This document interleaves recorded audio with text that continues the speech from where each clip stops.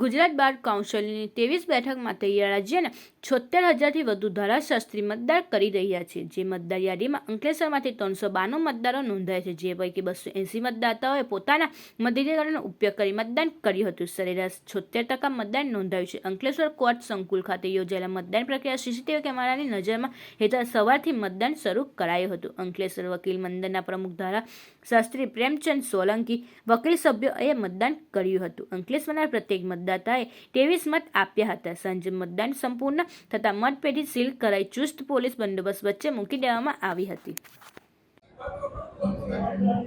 હું અંકલેશ્વર વકીલ મંડળનો president PP Solanki આજરોજ 6/3/2026ના રોજ ગુજરાત બાર કાઉન્સિલનું ઇલેક્શન રાખવામાં આવેલ છે, જેમાં અંકલેશ્વરમાં પણ પોલિંગ સ્ટેશન છે। અંકલેશ્વરમાં કુલ 398 મતદારો છે અને બાર કાઉન્સિલમાં કુલ 99 ઉમેદવારો ઊભા છે। દરેક ઉમેદવારને પસંદગીના મત આપવાના હોય છે।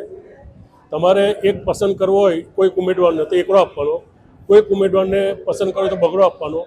એકડો વારંવાર રિપીટ નહીં થાય, બગડો વારંવાર રિપીટ નહીં થાય, એવા ટોટલ તમે 23 મત આપી શકો। એમાં 7 રિઝર્વ સીટ છે અને 18 જેન્ટ્સની છે। એ પૈકી તમારે કોઈને પણ પ્રેફરન્સ નંબર આપવાનો હોય છે। હાલમાં અંકલેશ્વરમાં મતદાન ચાલુ છે, શાંતિથી પ્રક્રિયા ચાલે છે, કોઈપણ જાતની કોઈ બવાલ નથી અને અમને એવી આશા છે કે 398માંથી એટલીસ્ટ 250-250નું મતદાન અંકલેશ્વરમાં થશે। Thank you.